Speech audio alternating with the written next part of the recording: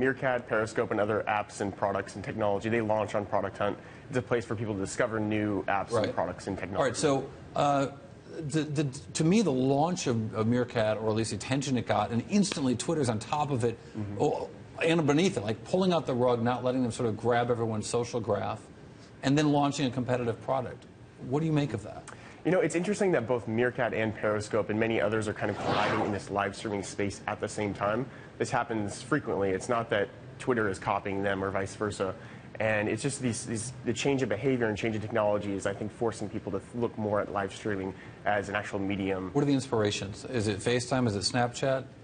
In some ways, Snapchat, I believe, and Ben has said this before, it has kind of created this behavior of people being willing to share their face and share themselves serendipitously and in public. And then there's, of course, technology, bandwidth. The screens are better on phones. Everyone has this live streaming device in their pocket nowadays. So when I look at businesses and try to figure out, you know, first of all, I don't like to try to figure out who's going to succeed, because you can have the best idea in the world. I mean, Betamax. I mean, you're just not going to win. Right. But I wonder, when you look at businesses that are marketplaces versus businesses that aren't, you know, when there's a marketplace, it's hard for there to be competitors. Eventually, there was a NASDAQ to compete with the New York Stock Exchange, but that took decades to happen. eBay has a lock on online auctions still, despite the efforts of some well-heeled competitors like Amazon. Right. Is there room for lots of different services like this, or will everyone go to where everyone is because that's who you're sharing with?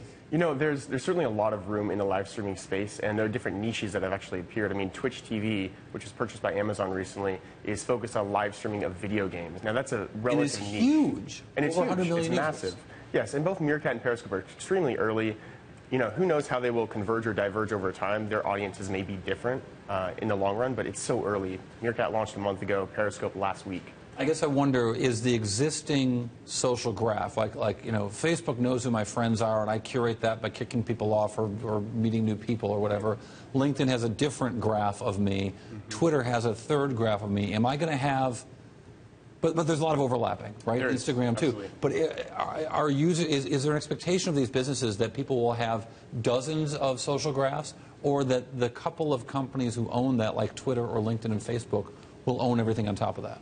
That's a really good question. I mean, Meerkat launched using Twitter's graph, and they've leveraged that, and they're building out other ways to build a graph through their follow button, which they launched yesterday, and some other things. I think the TV graph is very relevant to maybe a Twitter graph, but it could be different as well. You know, the people you watch on TV, the TV shows you watch are different than TV. Product Hunt CEO Ryan Hoover, thank you very much. We appreciate it. Thank you.